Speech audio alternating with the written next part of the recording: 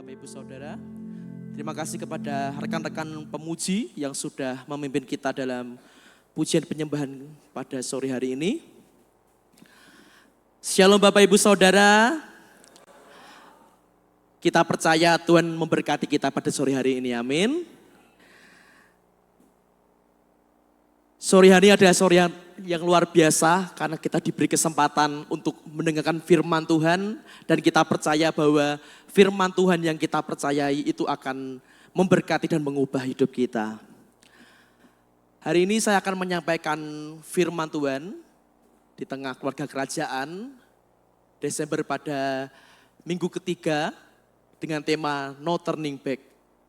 Kita akan buka bersama-sama di Lukas 9 ayat 62.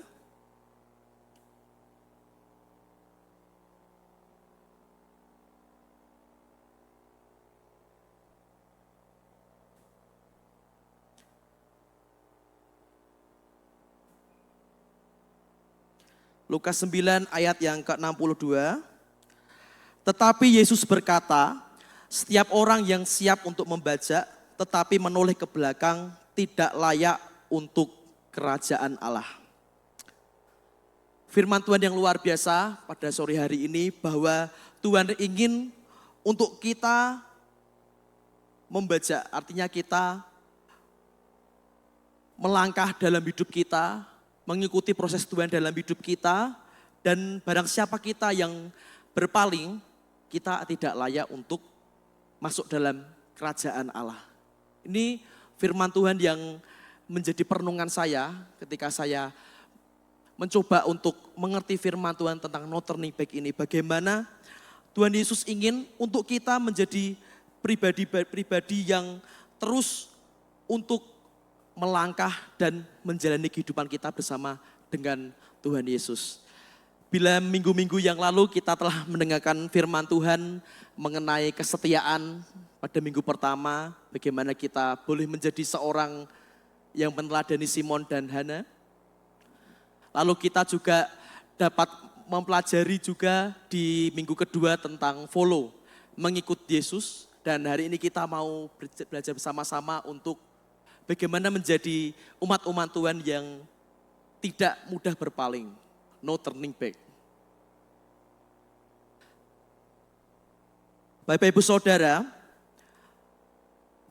penggenapan janji Tuhan dan kesetiaan Tuhan itu berlaku untuk kita semua yang setia untuk melakukan firman Tuhan dalam hidup kita.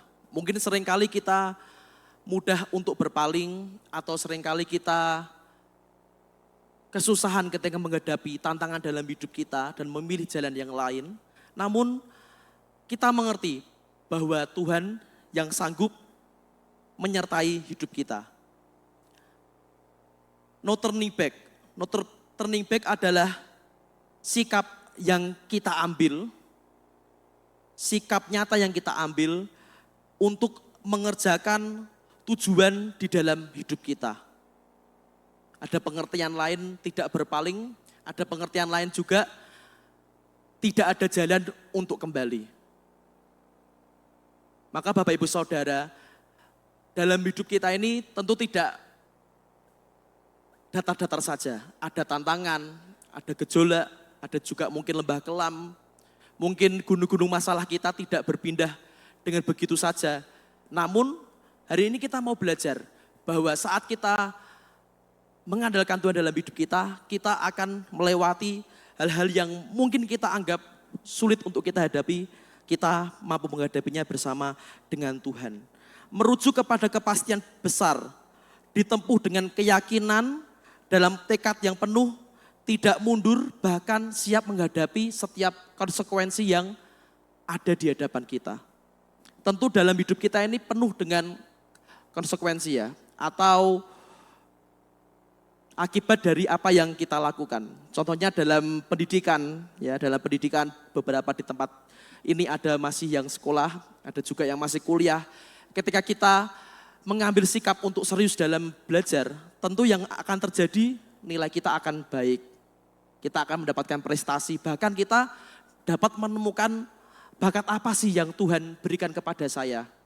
Dan tidak fokus kepada orang-orang di sekitar kita. dalam usaha. Mungkin Bapak Ibu Saudara di sini ada yang memiliki usaha sendiri ya, tidak ikut dalam instansi atau perusahaan tertentu. Mungkin apa yang kita alami juga dalam membuka usaha ini tidak mudah Bapak Ibu Saudara. Kita menghadapi mungkin tidak selalu untung, ada kerugian. Mungkin juga ketika kita mencoba untuk membuka usaha, ada juga saingannya atau orang-orang yang juga membuka usaha yang sama. Dan apalagi Bapak Ibu Saudara yang bekerja harian ya di suatu instansi atau perusahaan tertentu, maka ada tantangannya sendiri. Bagaimana kita harus menjalankan setiap rule atau aturan yang ada di dalamnya. Nah, apa yang menjadi respon kita itu sangat menentukan berkat Tuhan yang ada di dalam hidup kita masing-masing Bapak Ibu Saudara. Ketika kita merespon dengan baik, maka Tuhan akan terus menambahkan kita hikmat, kebijaksanaan untuk menghadapi proses-proses hidup kita di dalam diri kita. Hari ini kita akan meneladani beberapa orang yang menjadi tokoh yang sering kita tahu di dalam Natal, yaitu adalah gembala-gembala. Kita akan membuka kembali firman Tuhan di Lukas 2 ayat 15. Lukas 2 ayat 15, saya akan membacakannya. Setelah malaikat-malaikat itu meninggalkan mereka dan kembali ke surga, gembala-gembala itu berkata seorang kepada yang lain, marilah kita pergi ke Betlehem untuk melihat apa yang terjadi di sana, seperti yang diberitahukan Tuhan kepada kita. Nah Bapak Ibu Saudara, ayat ini muncul merupakan respon yang tanggap dari gembala-gembala. Lewat kabar baik yang Allah berikan dengan perantaraan malaikat Tuhan pada saat itu. Di mana mereka meninggalkan kawanan ternaknya dan mereka bersepakat satu dengan yang lain untuk pergi ke Betlehem untuk melihat kelahiran Yesus Sang Juru Selamat. Peristiwa ini menggambarkan bahwa kehendak Allah memilih gembala menerima kabar baik kelahiran Yesus sebagai wujud bagaimana Allah itu juga mengasihi dan Allah begitu memiliki kasih yang nyata kepada orang-orang yang mungkin dianggap sepele, orang-orang yang biasa, mungkin standar-standar saja. Karena gembala ini merupakan pekerjaan yang tidak mudah, bahkan dianggap remeh oleh orang-orang pada saat itu. Nah, lalu kabar apa yang mereka terima Bapak Ibu Saudara? Yang pertama adalah kabar kesukaan besar untuk seluruh bangsa. Lukas 2 ayat 10 mencatat bahwa ketika mereka mendengarkan kabar itu, malaikat Tuhan langsung berkata kepada mereka, jangan takut, sebab sesungguhnya aku memberitakan kepadamu kesukaan besar untuk seluruh bangsa. Nah, berarti kalau seseorang berkata kepada kita jangan takut, berarti awalnya kita takut. Benar kan Bapak Ibu Saudara? Gembala-gembala pada saat itu takut ketika mendengarkan kabar baik tentang kelahiran Tuhan Yesus. Namun yang luar biasa, respon mereka yang baik yang mereka berikan kepada malaikat Tuhan. Bagaimana mereka langsung berespon satu dengan yang lain, membicarakan bagaimana kita sampai kepada Betlehem, tempat di mana Yesus lahir. Nah, di Lukas 2 ayat 10 ini, bahwa kesukaan besar ini bagi seluruh bangsa. Seluruh bangsa bukan hanya negara atau golongan atau perseorangan, namun kepada semua orang, apapun itu statusnya, apapun kondisi orang itu, kondisi sosial maupun anggapan orang terhadap orang tertentu. Berarti hal ini menunjukkan bahwa Allah itu memberikan kesukaan besar bukan hanya bagi orang-orang yang pintar, berpengetahuan atau orang-orang yang memiliki harta berlimpah, namun kepada semua orang yang berespon dan tanggap terhadap pesan firman Tuhan. Sukacita besar ini bersifat untuk semua orang. Bagaimana setiap orang akan menerima kabar baik yang membangun dan menguatkan pengharapan mereka, menguatkan hati mereka untuk menerima kebenaran dan keselamatan bagi semua orang. Lalu di Lukas 2 ayat yang 11 selanjutnya, bagaimana hari ini telah lahir bagimu juru selamat, yaitu Kristus Tuhan di kota Daud. Ya, saya belum sempat ke sini ya, ke Bethlehem belum sempat. Ya mungkin nanti lain kesempatan ketika mungkin tabungannya sudah ngumpul ikut ya gitu Bapak Saudara ya. Namun saya mencoba untuk melihat ya di pengetahuan di internet atau buku-buku lainnya menjelaskan bahwa tempat dikatakan kota Daud ini merupakan kota di mana kelahiran juga Raja Daud, Raja Yehuda yang lahir di Bethlehem. Dan Yesus itu sebagai roti hidup bagi semua bangsa. Jadi ini menandakan bahwa kesukaan yang sangat besar yang mereka terima. Kota Daud. Kalau kita mengenal dalam firman Tuhan di perjanjian lama, kita dapat melihat perjalanan kehidupan Daud.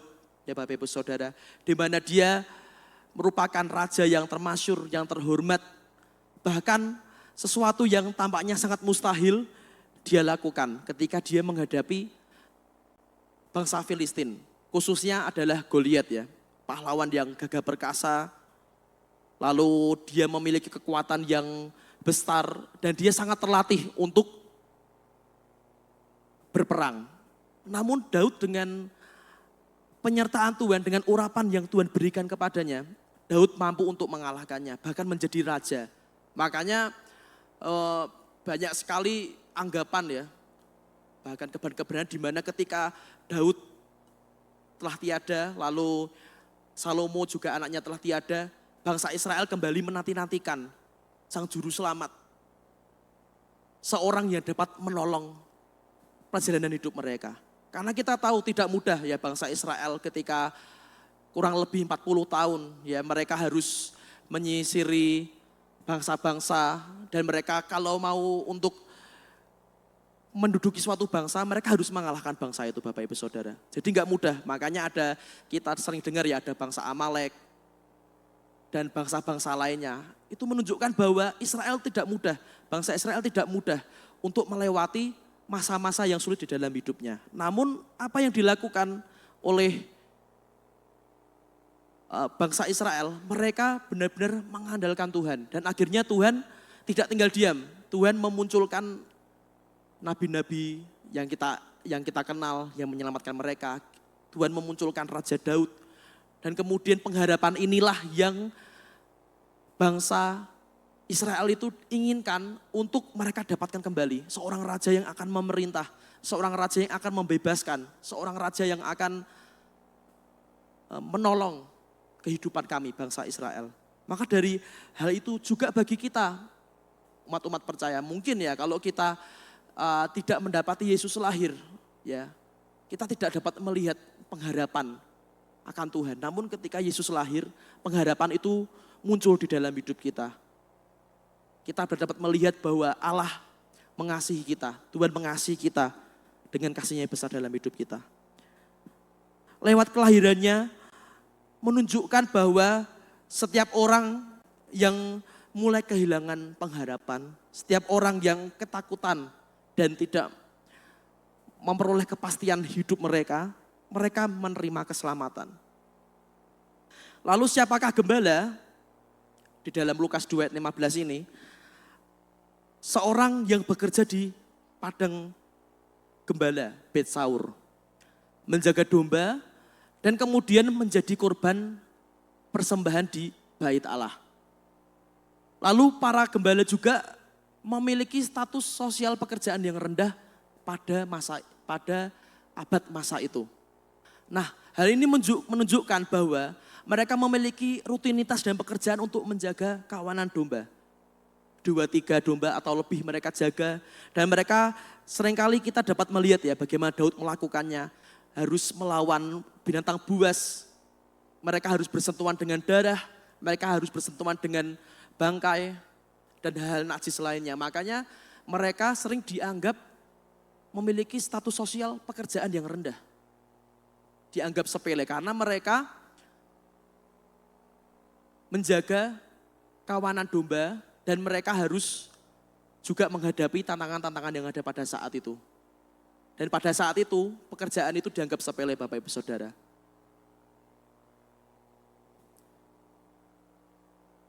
Lalu apa status sosial gembala? Tadi pekerjaan gembala, lalu status sosialnya apa? Karena tuntutan pekerjaan mereka tidak bisa menjalankan ritual keagamaan dan dianggap tidak rohani. Bukan mereka kesat ya Bapak Ibu Saudara, bukan mereka males, tapi mereka karena tuntutan pekerjaannya harus menjaga siang dan malam, ya siapa tahu pasti ibadah langsung keterkam ya hewan buas gitu kan ya langsung bahaya ya Bapak Ibu Saudara, bisa kena masalah di pekerjaannya ya Bapak Ibu Saudara. Maka dari itu mereka sampai-sampai tidak dianggap rohani karena mereka menjalankan rutinitasnya itu untuk menjaga kawanan domba itu sepenuh waktu. Mereka juga tidak tahir menurut agama Yahudi dan mereka karena mereka sering bersentuhan dengan hewan, darah dan bangkai. Lalu mereka juga dianggap tidak terdidik, tidak dipercaya. Bahkan kesaksiannya mereka seringkali tidak didengarkan oleh orang-orang yang ada di bait Allah. Ahli-ahli Taurat dan lain sebagainya. Hal ini menunjukkan bahwa mereka sebelum mendengarkan kabar baik, ada banyak alasan, ada banyak fakta di dalam hidup mereka, bahwa sebenarnya mereka itu tidak layak, tidak sepenuhnya layak untuk mendapatkan kabar baik itu, untuk pergi. Namun mereka terus untuk mengerjakan apa yang Allah kehendaki buat mereka, yaitu menyaksikan kelahiran Tuhan Yesus bagi hidup mereka. Namun justru kita dapat melihat Bapak Ibu Saudara, di mana gembala-gembala inilah mereka juga menjadi salah satu tokoh di Alkitab yang menyaksikan kelahiran Tuhan Yesus. Bahwa gembala ini mewakili orang-orang yang biasa, orang-orang yang kecil, mungkin dianggap standar-standar saja. Tidak memiliki kemampuan yang lebih, namun Tuhan memilih gembala. Ya di mana minggu lalu sempat Bapak Edo dan hamba Tuhan yang lainnya menyampaikan bahwa bagaimana seorang majus, ya mereka adalah orang yang berpengetahuan, bahkan mereka tahu kebenaran firman Tuhan dan tahu tentang benda-benda langit dan lain sebagainya. Mereka memiliki harta juga yang berlimpah. Di samping itu ada gembala yang Tuhan tetapkan untuk menyaksikan kabar baik kelahiran Tuhan Yesus bagi setiap mereka. Dengan hal ini menunjukkan bagi kita bahwa kelahiran Yesus merupakan bukti bahwa kasih dan kebenaran Tuhan itu layak diterima untuk semua orang. Dalam keadaan kita apapun, di mata Tuhan itu kita berharga. Dia mau hadir bagi kita semua. Makanya ketika saya secara pribadi, ketika saya menghadapi mungkin goncangan, menghadapi masalah dan lain sebagainya, saya tetap mengingat ingat kasihnya Tuhan, ingat kebaikannya Tuhan yang memampukan hidup saya. Begitu juga dengan Bapak Ibu Saudara. Ya. Seorang gembala saja dengan berbagai tadi latar belakang atau dibalik mereka berani untuk menyaksikan kabar baik, mereka banyak sekali kelemahan. Namun lewat kehidupan mereka kita dapat melihat bahwa situasi sesulit apapun ketika kita mengikuti kehendak Tuhan maka Tuhan akan menyembuhkan hidup kita. Lalu apa sih janji Tuhan yang dapat kita ingat di dalam hidup kita? Saya akan mengutip di sini beberapa ayat firman Tuhan. Yakobus 4 ayat 8 juga berkata kepada kita, mendekatlah kepada Allah dan Ia akan mendekat kepadamu. Mazmur juga berkata dalam 51 ayat 17, hati yang patah dan remuk tidak akan kau tolak ya Allah. Mazmur 45 ayat 18 juga berkata kepada kita, Tuhan dekat kepada semua orang yang berseru kepadanya. Tuhan mau setiap kita tuh bersedia datang dan menemuinya. Ada lagu ya yang sangat memberkati saya ya. Takkan kau biarkan aku melangkah hanya sendirian. Ku ketuk pintumu dan ku bukakan. Ini menunjukkan bahwa Tuhan itu hanya mau ketika kita menghadapi situasi sulit dalam hidup kita. Atau ketika kita mulai lemah ya, iman kita atau patah semangat kita. Kita berseru kepada Tuhan. Dan Tuhan akan memberikan kita kesanggupan. Amin Bapak Ibu Saudara. Haleluya. Saat kita mengalami situasi sulit, Dia tidak akan menolak kita. Justru akan mengerjakan kebalikannya apa yang menjadi pikiran kita. Mungkin kita berpikir ya, aku merasa tidak layak, aku sepertinya tidak sanggup untuk dekat kepada Tuhan. Karena begitu banyak kesalahanku, dosaku, atau kelemahanku.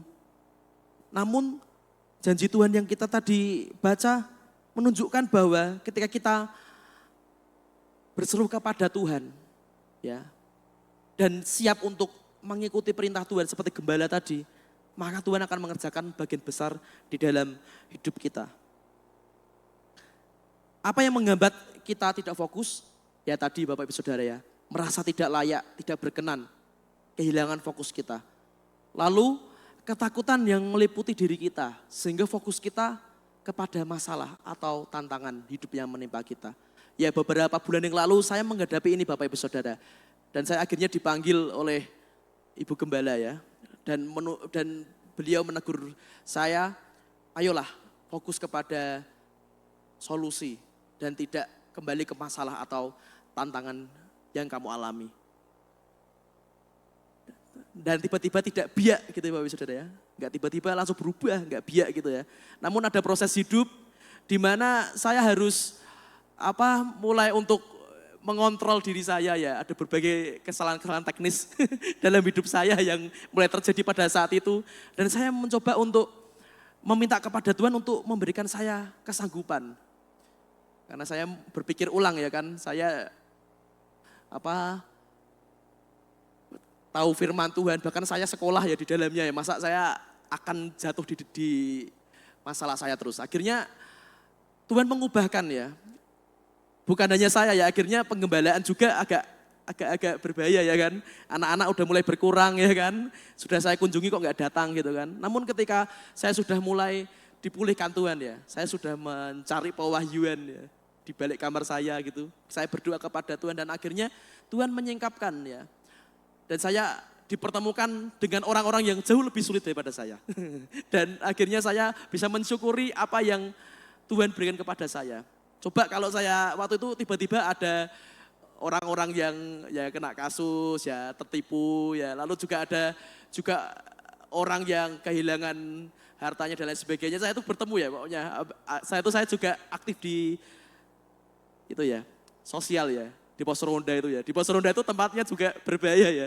Jadi tempat di mana orang-orang berkumpul lalu lalang itu ada banyak orang yang hidupnya bahagia-bahagia itu sampai susah itu nyampur jadi satu ya. Jadi saya itu ada filter dalam hidup saya yang bisa untuk membangkitkan hidup saya.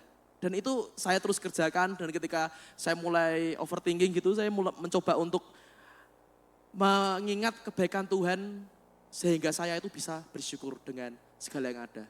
Ini ketakutan dapat meliputi diri kita sehingga fokus kita bisa hilang. Coba kalau gembala itu tidak fokus ya, mungkin di tengah perjalanan belok gitu ya sampai Semarang, nggak tahu kan. Tapi kebetulan mereka fokus. Bukan kebetulan ya, memang fokus ya. Fokus akhirnya sampai ke Bethlehem, belok lagi sampai Purwokerto ya. Bisa aja kan, itu bisa terjadi peluang-peluang lainnya. Namun mereka fokus dengan apa yang mereka lakukan. Nah Bapak Ibu Saudara, hari-hari ini apa yang kita harapkan kepada Tuhan? Ya tinggal menghitung 10 hari lagi ya. Ada nggak tanggal 31 ya? Ada ya. Tinggal 10 hari lagi kita menempuh hidup kita, ketika kita menempuh dengan baik, ya pasti Tuhan akan memampukan hidup kita. Membuka tahun baru dengan lembaran yang baru, dengan berkat-berkat yang baru, amin.